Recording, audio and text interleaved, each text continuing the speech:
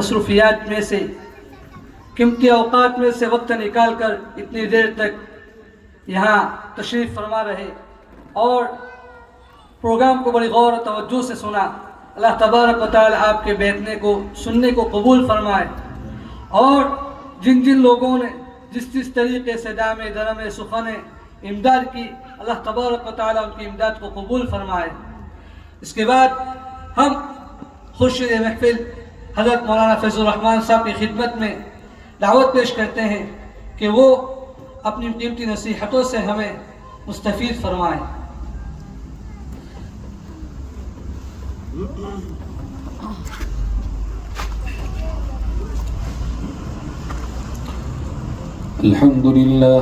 الحمد لله رب العالمين والعاقبة للمتقين والصلاة والسلام على سيد الأنبياء والمرسلين وعلى آله وصحبه أجمعين. أما بعد فأعوذ بالله من الشيطان الرجيم. بسم الله الرحمن الرحيم. وأما ما ينفع الناس فيمكث في الأرض. صدق الله مولانا العلي العظيم.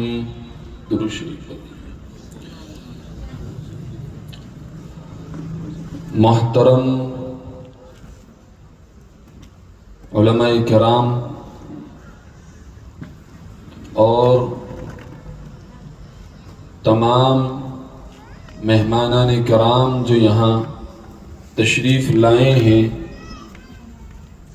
اسی طرح ہماری ماں اور بہنیں جو یہاں ہمارے درمیان میں موجود ہیں، اور اسی طرح اس مدرسے کے ذمہ داران جاوید بھائی اور ان کے رفقا منتظمین جو اس محنت اور اس کاوش میں لگے ہوئے ہیں، ان تمام کا میں تہہ دل سے شکریہ ادا کرتا ہوں۔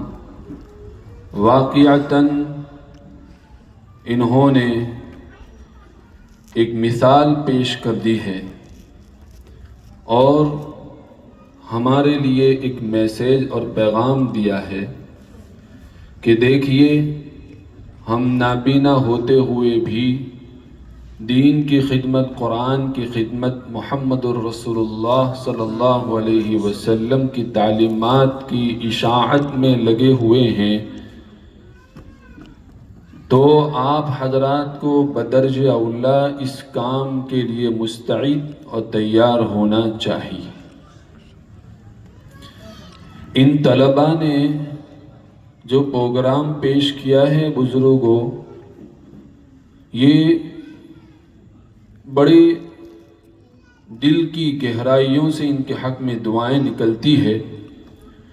کیا انداز تھا، کیا طرز تھا، کیا تلفظ اور پروناؤنسیشن تھا کہ ان کے ان ادا سے واقعتاً ایک ایک طالب علم کو جب میں دیکھتا تھا اور وہ پڑھتا ہے، بولتا ہے، دل کی گہرائیوں سے اور خاموشی کے ساتھ اللہ سے لو لگاتے ہوئے یہ کہہ رہا تھا کہ اللہ تو ان کو تو لگا چکا ہے، کہیں ایسا نہ ہو میری غفلت کی وجہ سے مجھے اس کام سے کہیں دور نہ فرما۔ یہ ہمارے لیے عبرت ہے بزرگوں، واقعتاً عبرت ہے۔ کل کا دن جو میرا گزرا ہے، دوپہر سے شام تک میں نے اپنے کئی رفقا کے درمیان میں اور ہمارے متعلقین کے درمیان میں اس کا تذکرہ کیا۔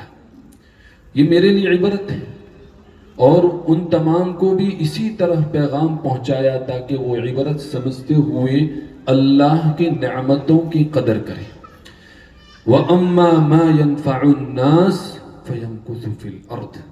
جو لوگوں کی نفع رسانی کے اندر لگ جاتا ہے، لوگوں کو فائدہ پہنچانے کے کاموں میں لگتا ہے، اللہ تبارک و تعالی ان کو زمین میں جما دیتے ہیں۔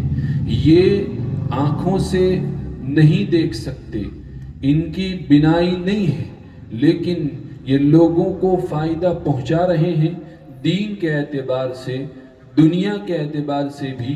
جیسے کل ہم نے سنا یہاں کی جو جاوید بھائی ہیں اور دوسرے ہمارے رفیق ہیں، انہوں نے سنایا کہ یہاں سے ایک طالب علم مکمل تعلیم حاصل کرنے کے بعد باقاعدگی کے ساتھ امامت کروا رہے ہیں.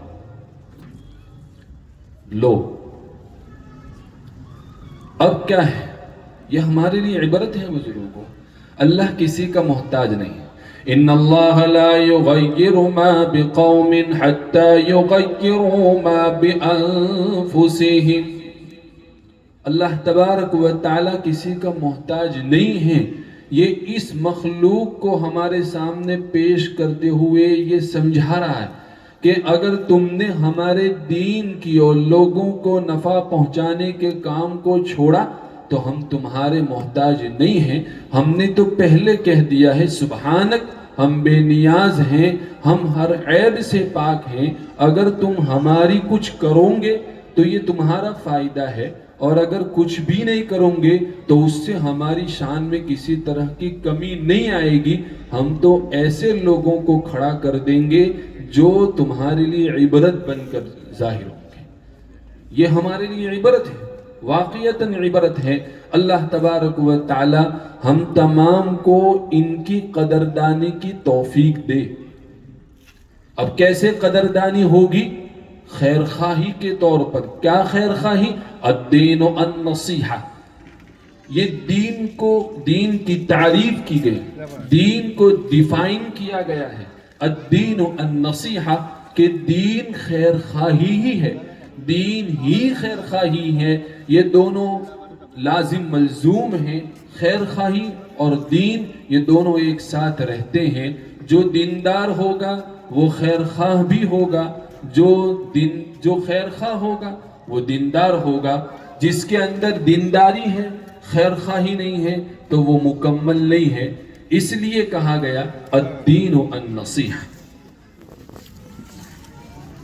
ہمارے لیے خیر خواہی کا پیغام دیا گیا. قرآن مجید کو آپ پڑھیے، سورہ نمل اللہ تبارک و تعالی نے قرآن مجید کے اندر قیامت تک کے لیے محفوظ کر دی. خیر خواہی کیا چیز ہے؟ قرآن کے اس واقعے سے ہمیں سمجھ میں آ رہا ہے. حضرت سلیمان علیہ السلام کا زمانہ ہے اور حضرت سلیمان علیہ السلام اپنے لشکر کو لے کر جا رہے ہیں. جاتے ہوئے وہاں راستے میں کچھ چونٹیاں تھیں، ان میں جو بڑی تھی سردار تھی. انہیں یہ احساس ہو گیا کہ اس راستے سے سلیمان آ رہے ہیں. انہوں نے اپنے رفقا، اپنے ساتھی، اپنے ساتھ رہنے والیوں سے یہ تنبیہ اور آگاہ کر دیا کہ دیکھو حضرت سلیمان کا لشکر آ رہا ہے.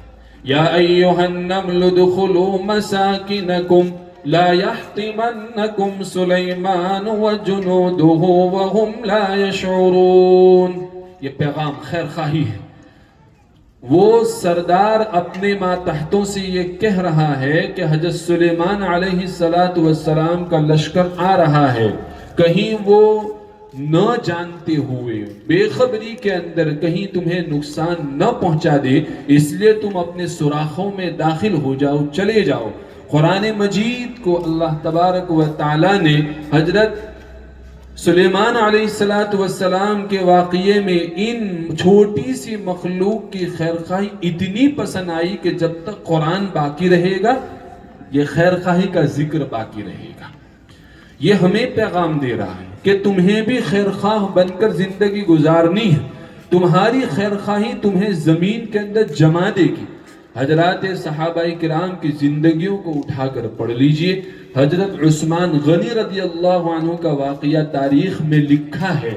مدینہ المنورہ کے تاجروں میں حضرت عثمان غنی رضی اللہ عنہ تاجر اور یہ بڑے درجے کے تاجر ہیں.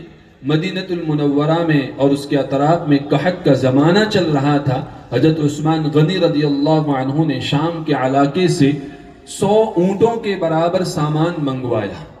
جیسے ہی لوگوں کو، تاجروں کو، بیپاریوں کو معلوم ہوا تو وہ حضرت عثمان کی خدمت میں آئے اور کہا کہ ہم تمہیں 100% نفع کے ساتھ، یعنی 100 روپیہ کا تم نے خریدا ہے، اس پر ہم 100 روپے مزید دے کر 200 روپے میں آپ سے چیز خریدتے ہیں، آپ ہمیں دے دیجئے۔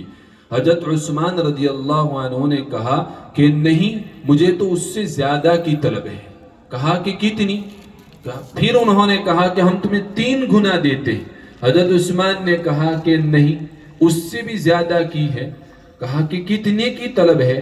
کہا کہ مجھے تو ایسی طلب ہے جو تم دے نہیں سکتے، اور اس چیز کو خریدنے کے لیے پہلے سے میرے پاس کسٹمر موجود ہے، گراہک موجود ہے جو کہیں زیادہ قیمت پر مجھ سے اس چیز کو خریدنا چاہتا ہے۔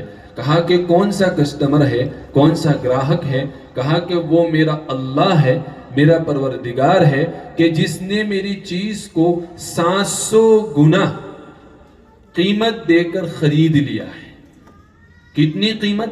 700 گنا۔ قرآن مجید میں اس کا ذکر ہے کہ ایک دانہ کا ثواب 700 گنا کے برابر، بلکہ جتنا اخلاص ہوگا اس سے زیادہ، 700 سے بھی زیادہ اللہ دینے پر قادر ہے۔ قرآن نے ایک لمٹ بتلا دی گئی کہ اتنی تو دی ہی جائے گی تمہاری خیر خواہی پر، لیکن اس سے زیادہ تمہارے کام کے اندر اور تمہارے لوگوں کو فائدہ پہنچانے میں جتنا اخلاص اور خلوص ہوگا، اللہ تبارک و تعالیٰ تمہیں نوازے گا۔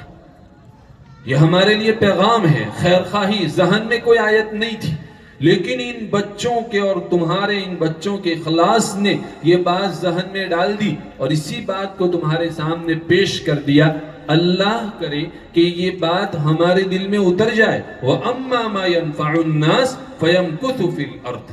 حضرت عبداللہ ابن مبارک رحمۃ اللہ علیہ کے بارے میں لکھا ہے کہ ان کا جو پڑوسی تھا، ایک مرتبہ اس نے مکان بیچنے کے لیے کہا کہ ہمیں مکان بیچنا ہے، قیمت لگائی 2000۔ خریدار آئے، کہا کہ یہاں کا مارکیٹ ویلیو جو ہے وہ تو 1000 ہے، آپ 2000 لے رہے ہیں۔ کہا کہ 1000 تو مارکیٹ ویلیو ہے اور 1000 پڑوس کا ہے، لوکیشن کون سا ہے؟ حضرت عبداللہ ابن مبارک۔ یہ خیر خواہی کا نتیجہ ہے۔ حضرت عبداللہ ابن مبارک بڑے محدث گزرے ہیں، فقیہ گزرے ہیں، اور اللہ تبارک و تعالیٰ نے عجیب کام ان سے بھی لیا ہے۔ پڑوسی رہنے کی وجہ سے، خیر خواہ بننے کی وجہ سے اس علاقے کا ویلیو بڑھ گیا۔ اگر مسلمان اسی طرح خیر خواہی کے ساتھ زندگی گزاریں گے تو ان کا ویلیو بڑھنا یقینی ہے۔ قرآن کا دعویٰ ہے، قرآن نے علی الاعلان یہ بات کہہ دی ہے کہ اگر تمہارے اندر خیر خواہی پیدا ہوئی تو یہ بات بعید نہیں ہے، یہ کوئی مشکل نہیں ہے، ہم تمہیں زمین کے اندر جما دیں گے اور ایسا جمائیں گے کہ لوگ تمہیں ختم کرنا چاہیں گے، تمہارے نام کو مٹانا چاہیں گے، تمہارے شعار کو مٹانا چاہیں گے، تمہارے پہچان کو مٹانا چاہیں گے، پھر بھی وہ اس کے اندر ناکام رہ کر رہ جائے، وہ ناکام ہو کر رہیں گے، اس لیے کہ تمہارے اندر ایک چیز اللہ کی طرف سے ڈال دی گئی ہے اور وہ چیز خیر خواہی ہے۔ کیا خیر خواہی؟ دینی اعتبار سے بھی ہمیں ہر ایک کا خیر خواہ ہونا چاہیے، دنیاوی اعتبار سے بھی ہمیں ہر ایک کا خیر خواہ ہونا چاہیے۔ یہ موقع اللہ تبارک و تعالیٰ نے ہمیں دیا ہے اور یہ موقع بار بار نہیں آتا بزرگوں۔ اللہ تبارک و تعالیٰ کی طرف سے مواقع فراہم کیے جاتے ہیں۔ سال بھر میں رمضان آتی ہے، یہ موقع ہے۔ سال بھر میں دوسری عبادت اور فضیلت والی راتیں اور دن آتی ہیں، یہ مواقع ہیں۔ کس کے مواقع ہیں؟ مغفرت کے مواقع ہیں۔ مغفرت کے اسباب کیا ہیں؟ مغفرت کے اسباب یہ ہیں کہ ہم اللہ کی مخلوق کے لیے ہمدرد اور خیر خواہ بن جاوے، دین پہنچانے کے اعتبار سے بھی، اور اس دین کو تقویت مل جاوے، اس کو قوت مل جائے، اس اعتبار سے بھی ہم ان کے خیر خواہ اور ہمدرد بن جاوے۔ یہ اللہ تبارک و تعالیٰ نے ہمیں موقع عنایت فرمایا ہے. بات لمبی کرنے کا یہ وقت نہیں ہے, یہ تو مختصر گزارشات آپ کے سامنے رکھنی تھی, اس لیے میں بیٹھ گیا ہوں, ورنہ اس قابل نہیں ہوں. اللہ تبارک و تعالیٰ کا یہ انتخاب ہوا. میں نے کل بھی فرمایا تھا, ثم أورثنا الكتاب الذين اصطفينا من عبادنا فمنهم ظالم لنفسه ومنهم مقتصد ومنهم سابق بالخيرات بإذن الله ذلك هو الفضل الكريم. یہ اللہ تبارک و تعالیٰ کی طرف سے فضل ہے, کرم ہے.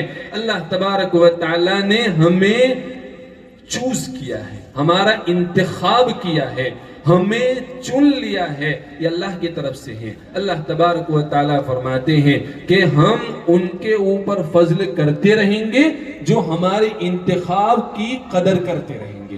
اللہ تبارک و تعالیٰ نے ہمارا انتخاب کر لیا ہے کہ ایسی جگہ پر بھیج دیا جو بیچارے اپنی آنکھوں سے دیکھ نہیں سکتے لیکن دین کا کام اچھی طرح کر رہے ہیں. ان کے پاس اللہ تبارک و تعالیٰ نے ہمیں بھیج دیا. عبرت کا موقع ہمارے لیے ہے اور نصیحت کا موقع ہے. یہ ہمارے لیے ایک میسیج دے رہا ہے, یہ علاقہ, یہ موقع, کہ ہمیں ان لوگوں کا خیر خواہ بن کر ابھرنا چاہیے. کس طرح کی خیر خواہی کریں گے کہ ہم ان کو جتنا بھی دین کے اعتبار سے, دنیاوی اعتبار سے آگے بڑھا سکتے ہوں بڑھائیں. چاہے جان کا ہمیں بھوک دینا پڑے, ہماری جان اس میں لگے یا ہمارا مال اس میں لگے, ہمیں دونوں اعتبار سے اس میں لگنا ہے. جو جس طرح کا لگے گا اللہ تبارک و تعالیٰ اس کو اسی طرح کی نعمتوں سے نوازے گا. ہمارا دیا, دلایا ہوا, کیا ہوا, کروایا ہوا کبھی ضائع ہوتا نہیں. ان اللہ لا یضیع اجر المحسنین. اللہ تبارک و تعالیٰ ایسے نیک کام کرنے والوں کے اجر کو ضائع نہیں کرتا. اللہ تبارک و تعالیٰ ہمیں محسنین کے زمرے میں داخل کرنا چاہتا تھا اور داخل کر دیا, اس لیے یہاں بٹھایا ہے. لہذا ہماری ذمہ داری بنتی ہے کہ ہم محسنین کے زمرے میں بحسن و خوبی رہیں اور اس احسان کے مادے کو اچھی طرح ادا کریں, احسان کی صفت اپنے اندر پیدا کرنے کی پوری کوشش کریں. میں زیادہ وقت نہ لیتے ہوئے اپنی بات کو ختم کرتا ہوں, لیکن آخر میں پھر آپ سے التماس کرتا ہوں, درخواست کرتا ہوں کہ یہ بڑے اچھے لوگ ہیں, بڑے اچھے لوگ ہیں. جیسے وہ ہمارے ایک ساتھی نے, اور بڑی عمر کے جو ہیں, نام تو ہمارے ذہن میں نہیں ہے, لیکن انہوں نے جو کہا بڑی پتے کی بات کہی ہے کہ جو ایسوں کی رہبری کر دیتا ہے اللہ اس کی ہمیشہ رہبری کرتا رہتا ہے. ہم ان کی تھوڑی رہبری کر دیں گے, کیا کریں گے؟